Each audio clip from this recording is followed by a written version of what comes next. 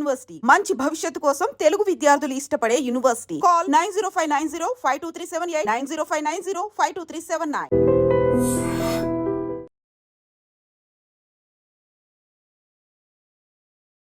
హయత్ నగర్ కోహెడలో ఒక ఉద్రిక్త వాతావరణం అయితే నెలకొంది. ఎందుకంటే ఈ మధ్య కాలంలో ఈ భూములకు సంబంధించిన గొడవలు చాలా పెద్ద ఎత్తున జరుగుతున్న పరిస్థితి కనిపిస్తుంది. ఎందుకంటే ఈ ఫామ్ హౌసెస్ కావచ్చు, లేదంటే ఈ ప్లాట్లకు సంబంధించిన లేఅవుట్స్ని కావచ్చు, పూర్తిగా ఆ హద్దులన్నీ జరిపేసుకుంటూ ముందుకు వెళ్తున్న పరిస్థితి కనిపిస్తుంది.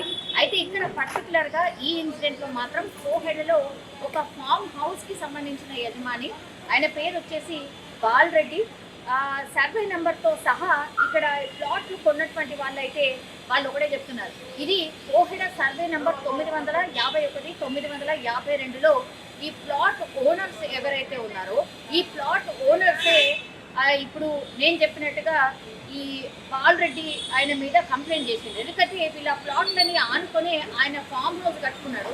ఆయన భూమిలో ఆయన ఫామ్ హౌస్ కట్టుకుంటే ఎట్లాంటి ప్రాబ్లం లేదు, కానీ పూర్తిగా ఈ ప్లాట్స్ ఎవరైతే ఉన్నాయో ఆ సర్వే నెంబర్లో ప్లాట్లు కూడా ఉన్నాయి.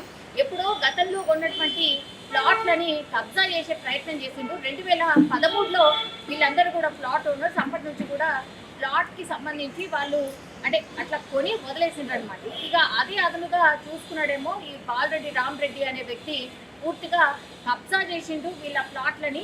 అయితే హైడ్రా వచ్చింది కాబట్టి మొన్న హైడ్రాకి సంబంధించి కంప్లైంట్స్ చాలా పెద్ద ఎత్తున నమోదయ్యాయి. గత ప్రభుత్వం వాటిని పూర్తిగా విస్మరించింది. ఎన్ని కంప్లైంట్ చేసినా చర్యలు తీసుకోలేదు కాబట్టి హైడ్రాకి వెళ్ళి కంప్లైంట్ చేసినప్పుడు హైడ్రా దీన్ని చాలా సీరియస్గా తీసుకుంది. చాలా ప్రాంతాల్లో కూడా ఈ హైడ్రా కొన్ని ఏదైతే లీగల్ ఇష్యూస్ లేకుండా ఉన్నాయో, కబ్జా ఏదైతే జరిగినాయో, ఆక్రమణలు ఎక్కడైతే జరిగినాయో అక్కడ మాత్రం చర్యలు చేపట్టింది. అంటే క్లియర్గా అక్కడ కబ్జా జరిగినట్టు, ఆక్రమణలు జరిగినట్టు స్పష్టంగా కనిపిస్తున్న చోట మాత్రం ఎక్కడ లీగల్ ఇష్యూ లేకుండా ఉండే దగ్గర మాత్రం వాళ్ళు చర్యలు తీసుకుంటున్నారు. అందులో భాగంగా మొన్న ఫిబ్రవరిలోనే వీళ్ళు కంప్లైంట్ చేసిన వెంటనే హైడ్రా వచ్చి ఈ ఫామ్ హౌస్కి సంబంధించి ఆనుకొని ఏదైతే వీళ్ళ ప్లాట్లు ఏవైతే కబ్జా చేసిందో అదంతా కూడా గోడని కూలగొట్టేసి ఇగో ఈ మీది ఈ హద్దు, దీన్ని దాటి రావద్దు అని చెప్పి వెళ్ళినప్పటికీ కూడా మళ్ళీ ఆయన ఈ మళ్ళా ఈ ఆక్రమిత ప్లాట్ ఏదైతే ఉందో, ఆ ప్లేస్ ఏదైతే ఉందో, జాగ్ ఏదైతే ఉందో మళ్ళా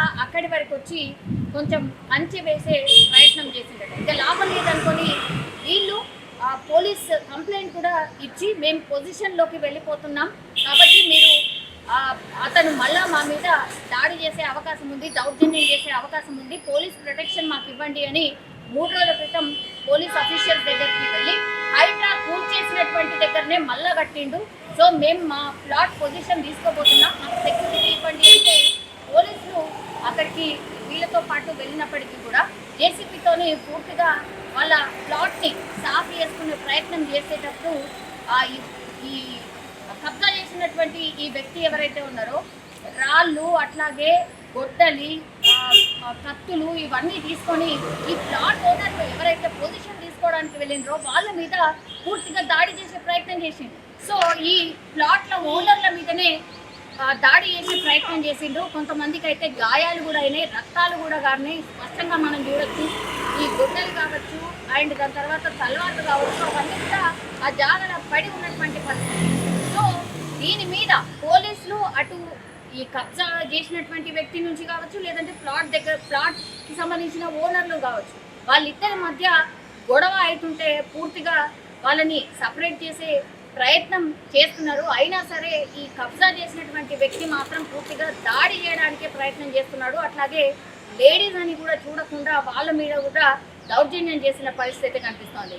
ఇప్పుడు పోలీసులు కబ్జా చేసినటువంటి వ్యక్తి ఎవరైతే ఉన్నారో హైడ్రా ఆల్రెడీ చర్యలు తీసుకున్న తర్వాత మళ్ళా కట్టడం ఏంటి, సో ఈయన మీద చర్యలు తీసుకోవాలంటూ మళ్ళీ కంప్లైంట్ అయితే దాఖలు చేసిన పరిస్థితి. అట్లాగే ఇట్లా కొట్టాడు అనేటువంటిది కూడా ఎవిడెన్స్తో సహా పోలీసుల దగ్గర ఉంది కాబట్టి ఆయన మీద చర్యలు తీసుకోవాల్సిందే అంటూ ఇప్పుడు ఈ కోహెడలో పెద్ద ఎత్తున ఆందోళన చేసిన పరిస్థితి కనిపిస్తోంది. ఇప్పుడు ప్లాట్ ఓనర్స్ దగ్గరనే ఒక రకంగా పూర్తి ఎవిడెన్స్ ఉంది. అంటే హైడ్రా కూల్చివేసిన తర్వాత మళ్ళా కబ్జా చేసే ప్రయత్నం ఒకటి చేయడమే కాకుండా అట్లాగే దాడి కూడా చేసిండు కాబట్టి కఠినంగా చర్యలు తీసుకోవాలి అని ప్లాట్ ఓనర్స్ అయితే కోరుతున్న సిచ్యువేషన్ అయితే కనిపిస్తోంది.